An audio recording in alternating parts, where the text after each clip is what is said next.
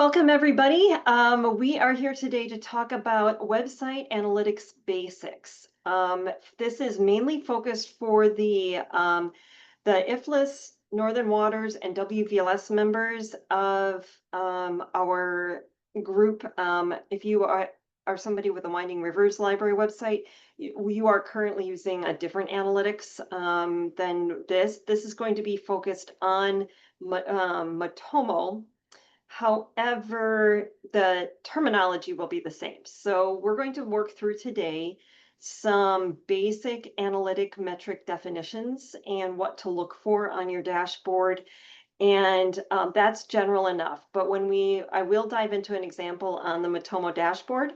So if you have a login, you can follow along at home and do your own homework and ask questions if you have them along the way. Like I said, goal for today is mainly to do a big overview of what analytic terminology is. And then on Thursday, sorry, my video there. On Thursday, we will come back and do a little bit more of a deep dive into this. So put questions into chat or raise your hand or ask questions if something doesn't make sense along the way. I have put together a training document. I'm going to put this into chat right away. That just has what we're going to follow through on today. And then I am logged into a library website dashboard here. So if you have a login, this is what you should be seeing once you're logged in. And we'll go through the different menu items as we go today. If you do not have a login, send an email to websitehelp@librarieswin.org and we can get you a login to your library website. So, website analytics basics. We're going to jump right down into some definitions, and you'll see these on your page. If I can, sorry, I'm just going to adjust this a little bit. So here's our analytics, and here we just went right down the dashboard with this. But some of these definitions can be really helpful because there's caveats and what you can learn from each one. The basic website statistic, and it's the statistic that had been reported in the annual report, although it's not being reported anymore. Though you can find it if you are iflist dash no dashboard dot.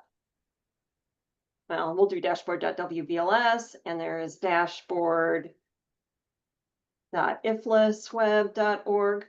These two dashboards do have website visits on them, wireless or not website visits at the very bottom here.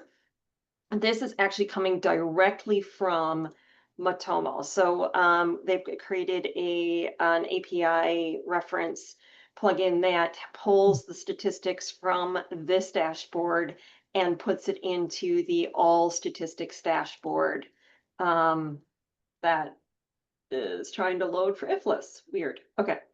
But if you pull up, since I have Western Taylor County up today, you'll see the website visits for June here reported here. And in theory, that should match if I go to June here. Let's see, month, June.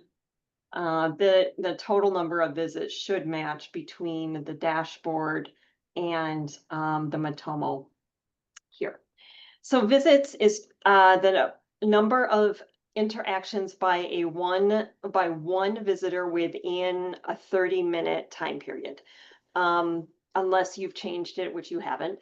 It is a 30-minute period. So if you have a visitor who comes twice a day to your website from the same IP address, and I should say visits are tagged by IP address of your computer.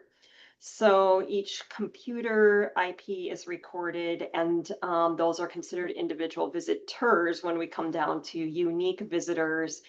They will, a repeat is from a same IP address. If they come back several times, they leave your site and they come back within 30 minutes, it will still count as a single visit. If they come back later in the day, it'll be the same visitor, but it will be another visit.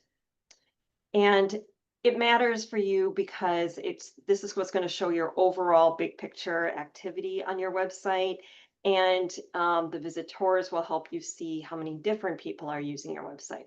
So if you are visiting your website, because we have not masked or blocked recording on any library sites, and we'll talk about that in analytics in a minute. But if you are visiting your own site, doing your own work, you will count as a visit, but you will be one visitor.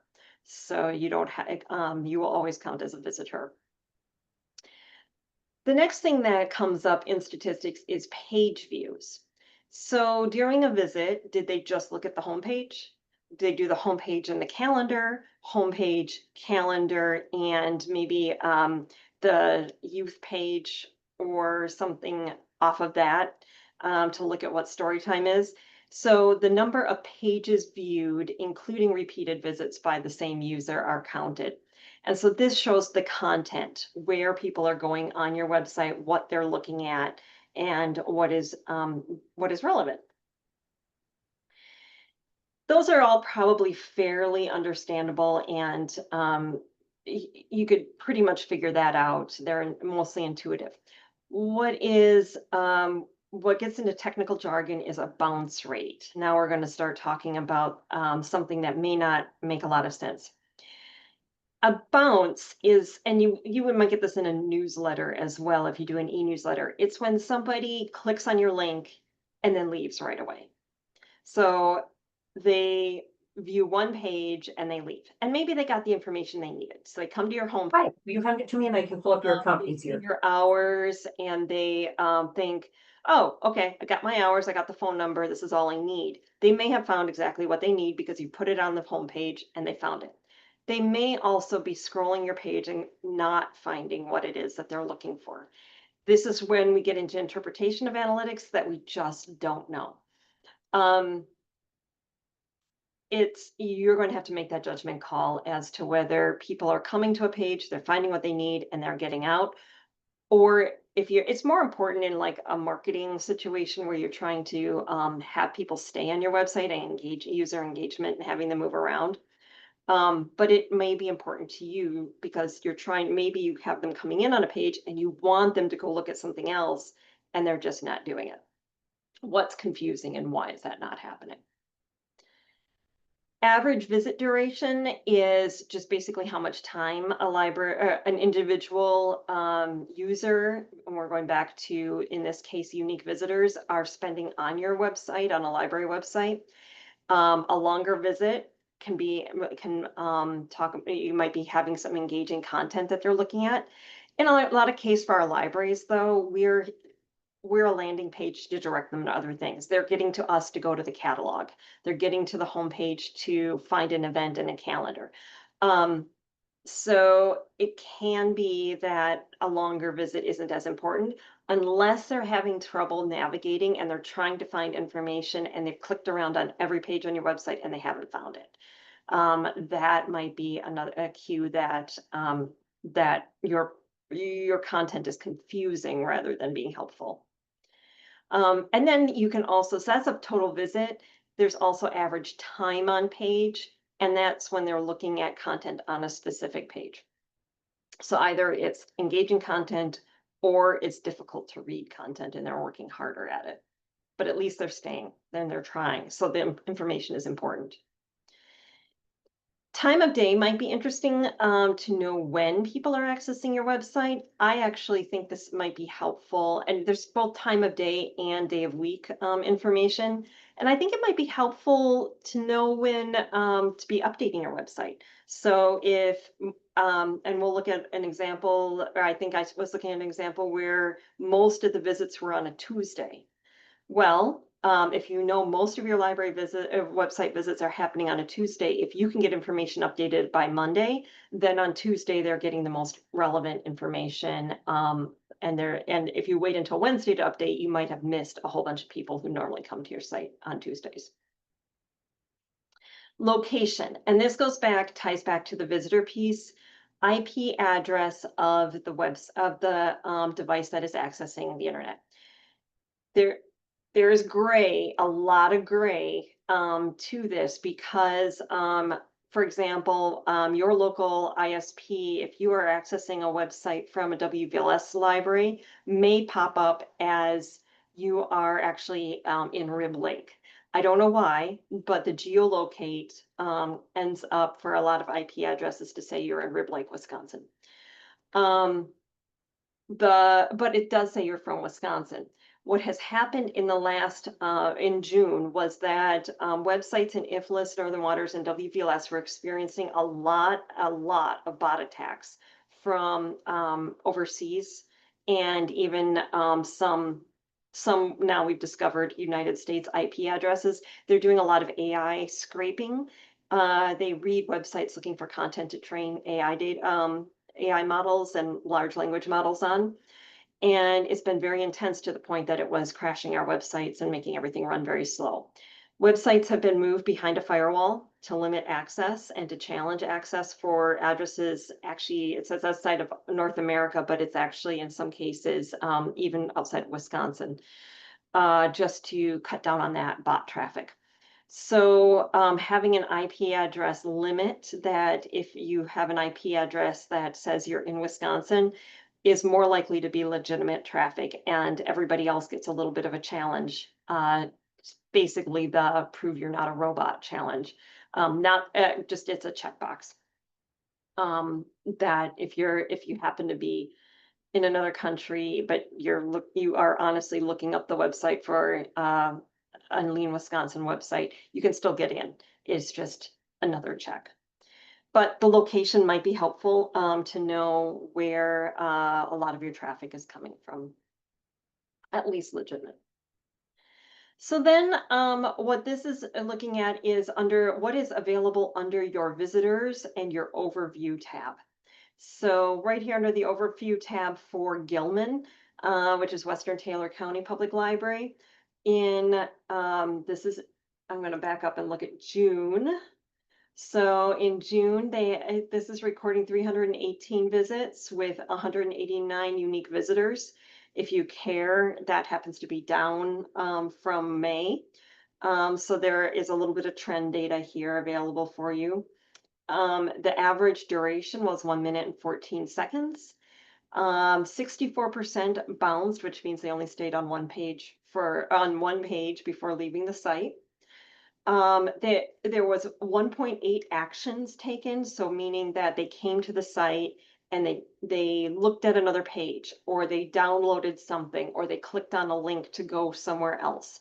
So an action, or they did a search. An action means that they came to your site, they didn't just look at information, but they actually engaged with content on your site, which might be a better indication than just simply looking at visit duration or a visit, or the actual page views, because they might be clicking on a link. The most active person did 11 things on the site before exiting. I don't know if that matters.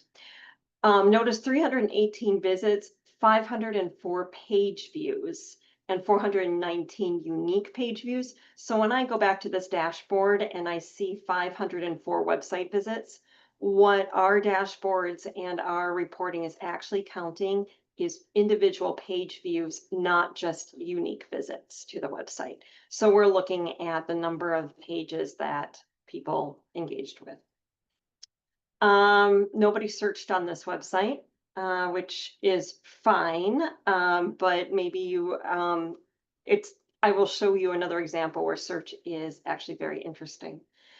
Downloads, you can see, like if you are posting a download of a reading log for summer reading, or if you are posting your board packets, if you can see, and we'll dig in a little bit to see that there are downloads listed on your website and what they're downloading, which can be helpful to know whether people are actually engaging. And so there were 4 unique downloads on the Western Taylor County website in June. And then 58 outlinks, and that means clicking out to a link external to your web page. So going to the catalog would be an external the online catalog, clicking on an event link. And I'm going to show you on here one of the unique things when we dig into what happened at Gilman in June. So that's the things that are under the overview. So when you come in, you see your dashboard, and if you click on visitors, and the very top one is overview, you'll just see a nice little trend for like visitors to your website, and then just that visitors overview comparison month over month. You can change your time periods up here. So if you wanted to do a year, you can apply that to see what has been done so far in 2025 on your website. And what I think is also handy is if you click on compare to previous period, it will show you your visits 2024 to 2025. Now, knowing that you're only halfway through 2025, you'll have to like extrapolate where you are, but it does show you. So, in this one, there was a spike in May for Western Taylor County, a little bit higher traffic there. So it shows that like overall visits were down 27%. But just remembering too that we still have a lot of traffic to go yet in this year. So that's a very brief overview of how you can view your overview. You can dedicate a time, or not dedicate, you can select a specific time period. You can do just a day, a week, a month, or a year. And again, I'm going to go back and look at June 2025, and this will compare to May 2025 and give you that nice orange graph of activity on your website. You may find that for a lot of things, you want a broader, especially if you're a smaller library, you want a broader time period because there's a lot of fluctuation otherwise, a lot of noise. However, if you're looking at a very specific event, you can hone in on that time period. Also, just one other thing is you can do all visits, but you can also like oh, no, you can't because segments are a paid separate thing. So you're just going to see all visits here. Right. The next section that I'm going to look at is devices. There are some other things, the visits log. This is where you can track some individual IPs and just look at what some people did. So here's an IP address from Minneapolis. It comes in on iOS, on Safari on iOS. So this is on an iPhone. This is on an iPhone, and it will show what actions people were doing. They came in on the summer reading program. They went to the about page. They went back to the summer reading program, and then they found the contact us page information. So that may have led to a phone call or an email directly to the library asking about the summer reading program. So it kind of tells a little bit, and this is a person who engaged. You can also click this. So there's 4 actions, and it took them 51 seconds to do the action. Notice that the time, it was at 8 o'clock last night, so I'm guessing they probably didn't make a phone call last night. You can click on visitor profile. I'm going to. If you click on visitor profile and then refresh the page so that it actually comes up in the middle, there again is just an expanded view of what we just saw on that other one. There's not a lot of more information, but you can also see visit number 1. If this person had been a repeat visitor, you would see other visits attached. I use this one with a little bit of, I keep it anonymous for myself, but if you're not careful, you probably could get down to knowing who an individual is if you know enough about them. Fortunately, there's a lot of Chicago, Minneapolis, our IP address is kind of self-mask in rural areas. This one came up as New Auburn, so Nauburn. It actually really got specific on the location for that one. These are all 1 actions. They came right to the homepage and then bounced meaning they did not go on to another page. This one came to the home page and went to the catalog. So this can give you kind of an overview of just what some visitors are doing as snapshots. Looking up here, um, real time is probably not going to tell you a lot because we have such small library traffic, but the real time map is kind of cool, like who's actually very recently been on your website. We had one from Nakusa and one from probably United States. They just picked Central Kansas, so there is no location with that one. And then again, scrolling down to visits, we have blocked most international visits. So what you're going to see in comparison over time is that you should see fewer of these visits overall, and you should see more North America showing up over time. Device type can be interesting because you're looking at what how people are accessing your website and what people are using, what type of screen and what type of resolution that they're using. For the most part here in WVLS land, and especially in rural Wisconsin, we're still seeing a majority of our access through desktop versions. So if you're building your web page, and this is where we get to responsive design, if you're building your page, most of your traffic is still coming on that desktop view. And then in this case, it's giving a breakdown of that type of model. I think just knowing the device type is probably as much as you would need at this point. But then, more than a quarter of our visits are coming in on smartphones, even in rural Wisconsin. I know I'm doing most of my work on like my personal things, I'm looking things up on a smartphone.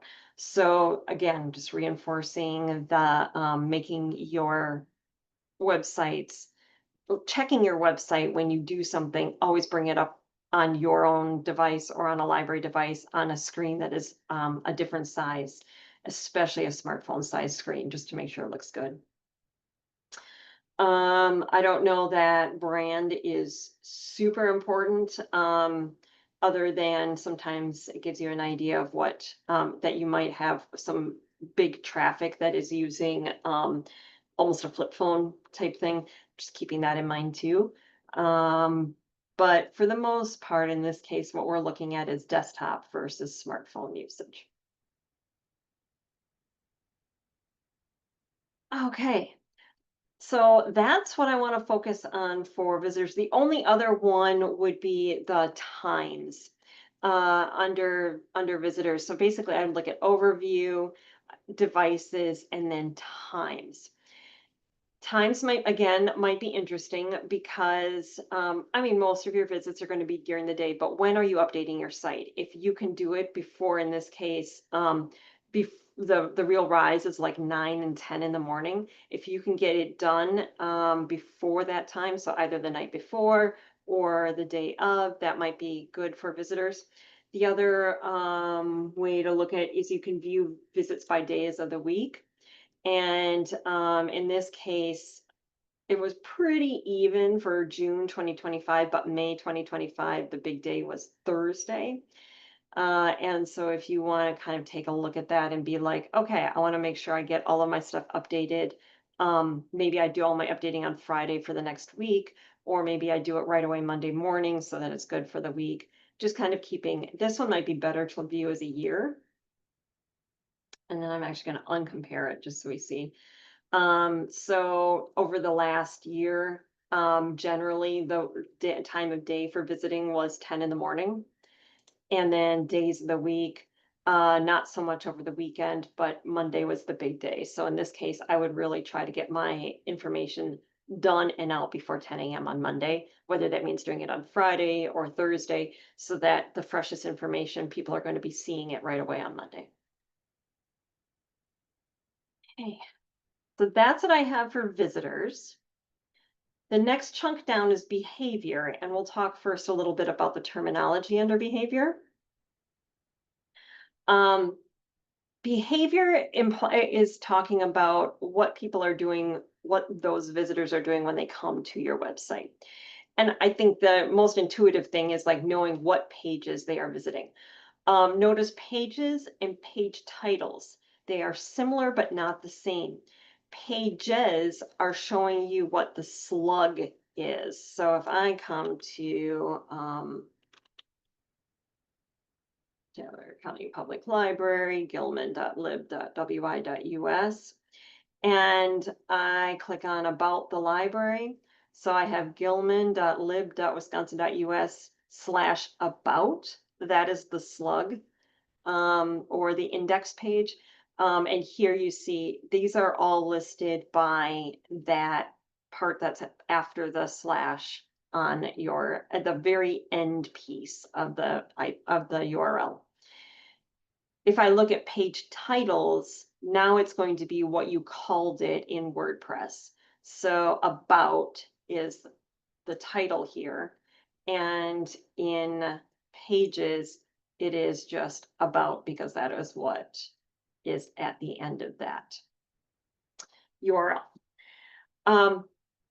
So when you look at pages, what can get confusing then is index. Index means home. So it's usually going to be at the top. The most page views are going to be your home page. And especially Chris Sprague pointed this out last time.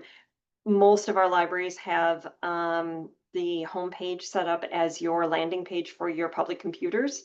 So every time your public computer, again, the IP address is the same, so it's not counted as multiple visitors, but it will be page views and page visits on your index page when it loads. Maybe someday we'll have some time to get through and mask some IPs so we don't get those extra generated results, but not right now. It just takes time. So there's index means your home page. And if you click on page titles down here, you will see Western Taylor Public Library as the page. This one, 2118-2. What does that mean? And if you click on it, you see that you can kind of do a preview. There was a view of the preview. That's just the preview page when you were publishing it and the index for it. That can be confusing. So it can be helpful to look over at the page titles and see, oh, it was a link to an author event. So in June, Gilman hosted William Kent Krieger, big event, major event. And this is what we're actually going to look at in a second, is the reason this is showing up now as pages as this is because the post and the information is expired and has been removed from the website. So it doesn't have the slug anymore to reference. It has just a placeholder code here. But if you go back to the page titles, it will still have the author event there, but that is no longer publicly viewable. But now we can take a look and see how did the website perform for promoting this giant author event that they had, which is kind of cool. So that in May or in June was, after the homepage, the second most page views on the Gilman website. 73 of those were from unique visitors or unique page views. The bounce rate, they got there and then they left. So they got to that page and that was all they needed. But they spent a minute on that page getting information. So that could either be really good because they were engaged with the information on it, or it could be that it was confusing and they really had to work hard to get information on it. We don't know. That's where you have to like do other testing. The exit rate means they left the page, which without going to another page. And then the average page load time. This is something we're looking at, that performance, making sure that you get those errors or those recommended things like page cache and other things. And then when we finally added the firewall, when our websites are slow, this is higher, and we're trying to speed that up. So you're not sitting there watching a page spin and load. So kind of cool to see that the author event that they were trying to promote was generating website traffic, as you would hope. So this is like, oh, good. I actually put it out there and people came and looked at it. Fantastic. I would like to show you right away. Well, I'm going to talk about entry pages first. So this is where people came into your website. So again, where did they enter your website? In this case, again, index means home. So we would expect the vast majority of our visitors to come in through the home page. Some people directly had contact, so they may have had that. There might have been a link somewhere else on the internet, and we can look at how they got to this in a second. Um, but they entered on the contact page, some entered on the online resources page, and then some had that link to the author event and they came directly to that. So those are the top ones. So again, you see that author event appearing um, pretty high up in your results, which is kind of neat. Let me see.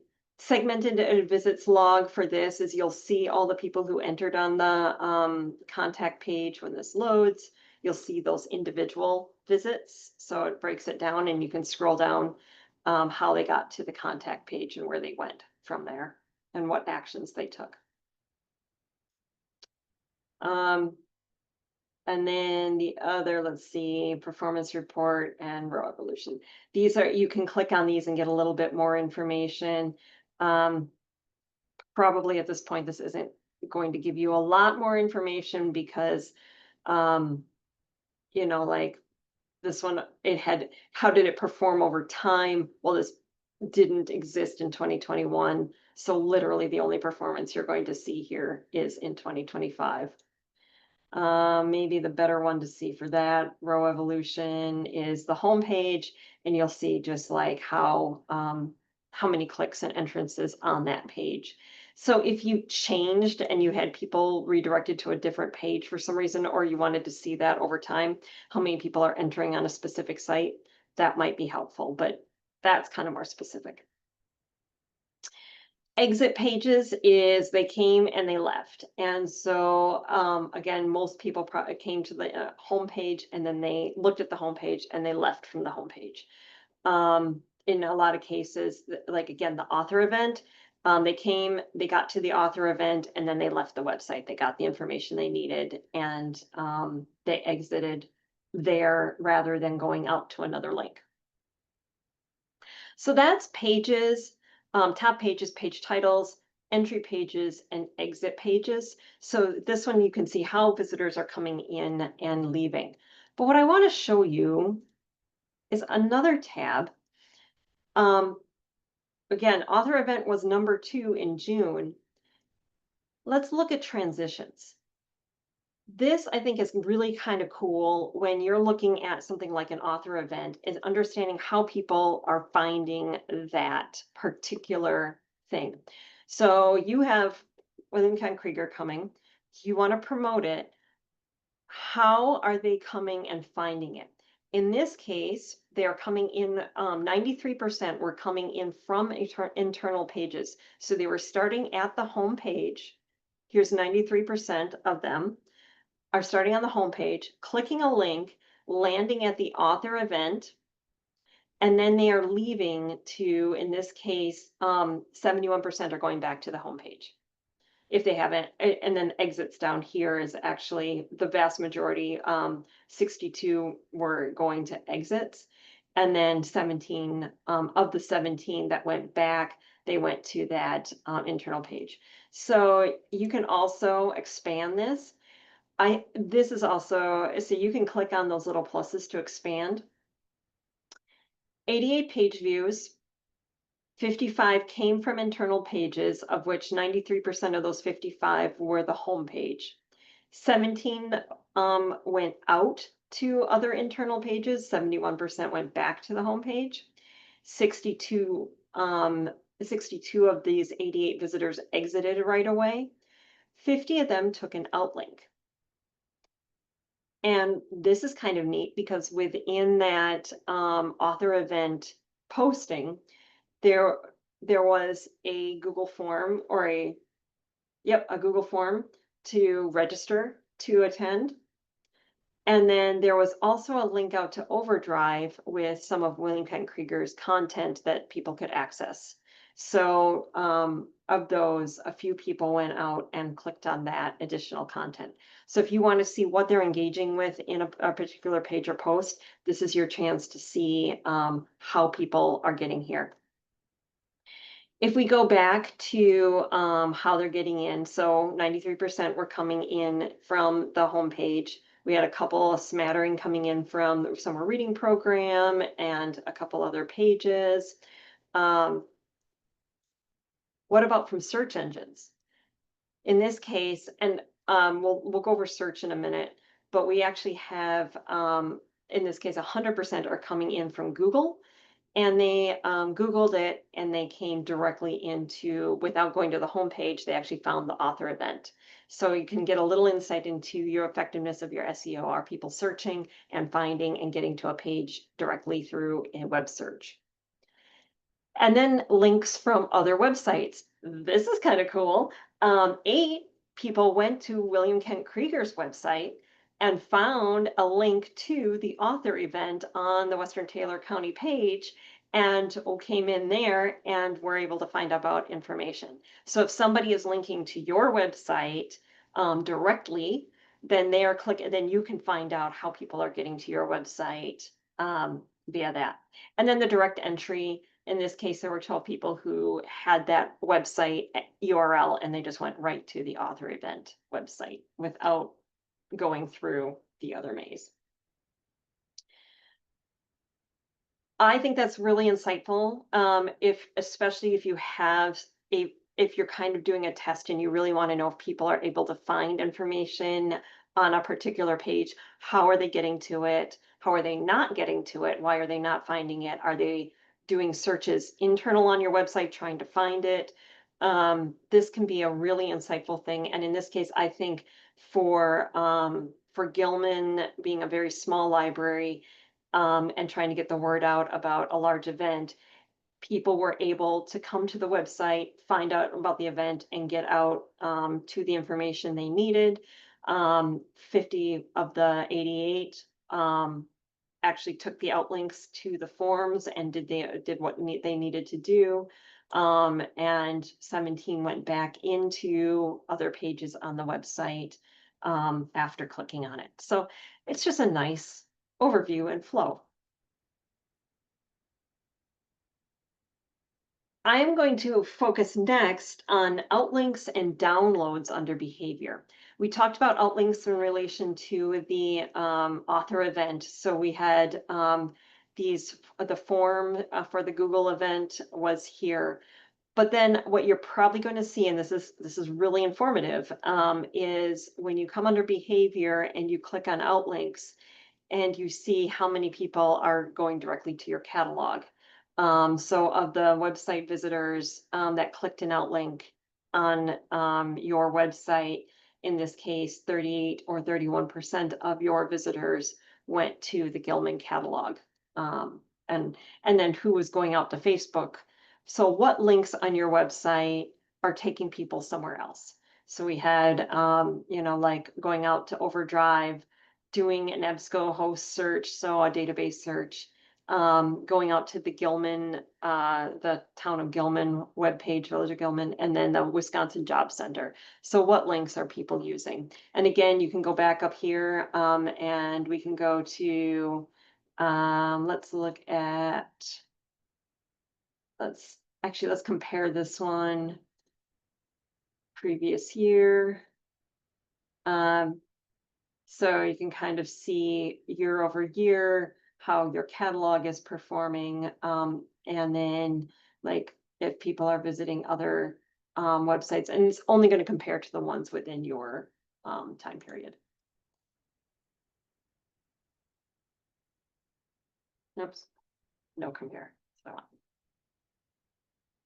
let's see, then downloads. So again, I said at the beginning that having downloads, this is going to track those clicks to from different things. So in this case, it's going to give you the name of the document and it's what it's named in your media library. in this case, they went to WVLS.org through there and downloaded the Job Center Services PDF. And then here they downloaded the floor plan for the website. You may have some more interesting downloads on yours, but this one you'll see what people are actually engaging with and downloading from your site. It might also be a really good way to check and be like, oh, they shouldn't be downloading that. That's really old. Time to pull that document off my website completely. So that's not there anymore. The last major one that we are going to look at today is acquisition. And this is how people get to your website. So acquisition is how have you acquired a visitor to your website.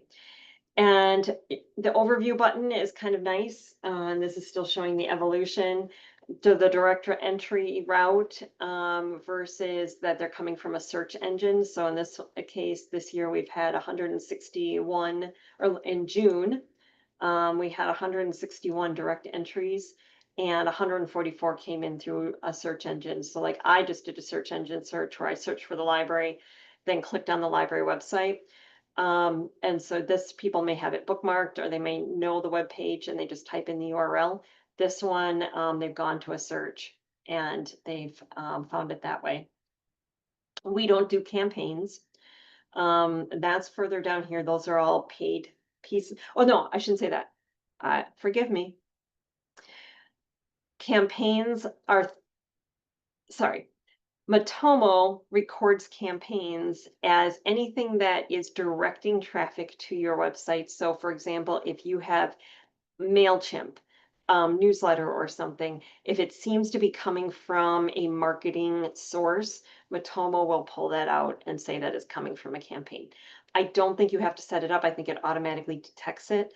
I haven't played with it enough, but I saw a couple of examples and I should have bookmarked one. I'm trying to remember if, You could look at mine. oh, See if you it's got it. Let's see. St. Croix. So do you have a campaign result? Uh-huh. Let's look at campaigns. ChatGPT. Okay, because I send out a email through MailChimp, but guess nobody's clicking. I'm not sure, and this is maybe something I need to do research before Thursday. I'm not sure how Matomo records a campaign because now I remember I've seen ChatGPT on several other pages, and I'm not sure what it considers. If ChatGPT is like oddly like a marketing piece and they're clicking on a link from a query within ChatGPT, like maybe they're using ChatGPT as a search engine and they're going in and they're doing a query in an AI chatbot and saying, where are libraries with this book near me? And it spits out your URL, and then ChatGPT is seen as a campaign because it's almost a marketing piece. I don't think it's true that nobody's clicking on your newsletter. I just don't know that it's picked it up as I don't know what the criteria are for it to pick that up. Yeah, because I know that and I haven't. You can go back into yours and see. Like, right, and I can go back into MailChimp and see that. Yeah. So that's Yeah. and I think this is free. You could go into yours and put in, like, if you had another, like MailChimp.com / whatever newsletter, like the URL for the newsletter that you're sending out. It may be that people are clicking it within the email and it's not counting, but if they go to that web page view, you could put that in here and then see what happens. You could probably build a campaign, but it might pick it up on its own. Not worth my time. Not worth your time. That's what I kind of feel about some of this, like the campaigns especially, but also like a lot of this is really set up for people who are doing retail and they're trying to, or other things that are generating income. They're really trying to like do comparisons and marketing things and what's making people come here. For us, we just want them to get to the catalog probably. Right. And the calendar. So, but this is good. So it breaks it down into how are they getting in, and besides the campaigns, there is search engines, websites, and social networks. So I like the all channels view because you can look at search engines and open it up. Um, in our case, search engines, we are not connected. We can do it, but you have to backtrack it to try to get Google and whatnot to spit up what people are actually using as search terms. Um, so you'll see it as keyword not defined because Google protects privacy, believe it or not, by not feeding that keyword information into our analytics. They feel like that's actually, and I'm assuming that comes out of EU laws. And Matomo, the reason we chose Matomo in the first place was um, because of the laws in the European Union are stricter than what was in the United States for privacy protection. And Matomo is a European product. So it is set up for those European standards that Google has only had to conform with in the last couple of years. So we've had this much longer. So we do protect privacy and we have not collected keyword searches, and Google is no longer releasing keyword searches. Which would be helpful. It's kind of too bad, but that just sort of is the situation. These are the websites that now we're in St. Croix, that people have been on the More catalog website and gotten back to St. Croix Falls.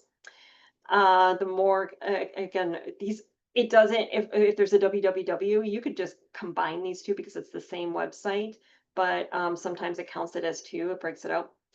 I'm vaguely curious what this luomcurricurg.online is that's driving traffic to your website, but it was only one click. Librarytechnology.org apparently has you listed. There is a campaign archive, so that looks like a MailChimp. And then whatever this is. So you might want to play around with what your referral websites are. Which social networks. So if you only have one social network, but if you have multiple, you can see. So this is kind of neat that you see all of the channels, and then you can get a little bit more information. Again, we're not tracking keywords, but you can see which search engines are actually sending traffic. This will tell you more about using search keyword performance to see the keywords behind it. You have to set that up separate. Then which social networks. You can play around with some view. If you do want to download some of these, I should mention that you can change you can do a table view. You can do a vertical bar graph, which is not amazing for this particular website, pie chart, tag cloud. This is probably not the best example. Let me go to search engines and we can at least, here's a tag cloud. You can see Google was the biggest and everything else is a little bit smaller. Pie chart for your search engines and your vertical bar graph. Then you can download your information. If this isn't an amazing one, but you can download this, export it, and do like reports and whatnot with it. So that is an option. You can also just grab an image. So if you wanted the pie chart, and you can take that and export it as an image. So you just right click, save image as, and you would have that, and you can put that into a report. So that's basically the major overview. Everything else down here are things that are part of a premium package. So goals, we don't have goals set. Funnels, forms. Again, these are all part of a paid package. We are A/B testing. A/B testing is when you have two different web pages set up, then people see it more or less by random or by some metric that you've set up. They might see one version of a page and another, and you kind of see which one's more engaging. or not Amazon. Heat maps heat maps would be kind of cool because then you get to see how visitors, like what areas they're clicking on and where they're pausing their mouse and what they're looking at. There's a little bit about patron privacy there because we have such few visits and we can really kind of track some of that back. But we also just don't have it as part of our paid packages. So what you do have access to again is the dashboard overview, your visitors information, the behavior of your visitors, and the acquisition information here. The training page on the website breaks down some of these a little bit more specifically, and then it walks you through the interface in screenshots here for what I just recorded. So if you just want to refer back and see what the graphs are under each one, that information is here on the training page. So that's what I have for you today as a big overview. I'd love to hear any thoughts, comments, questions, or things that you would like to dive into on Thursday.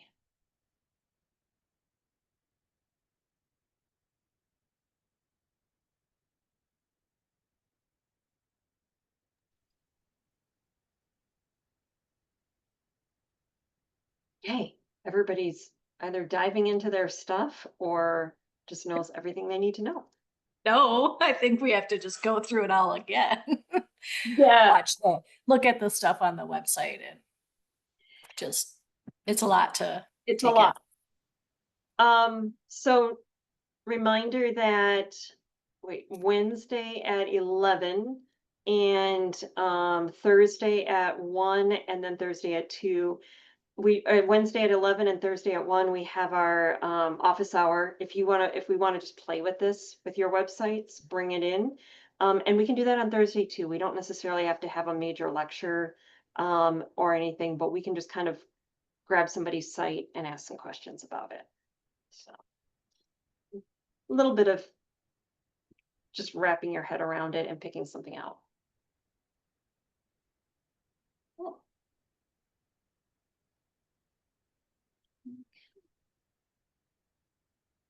Well, if there aren't any questions, I'm going to stop recording, and if I can move my thing out of the way. That's recording. Stop recording.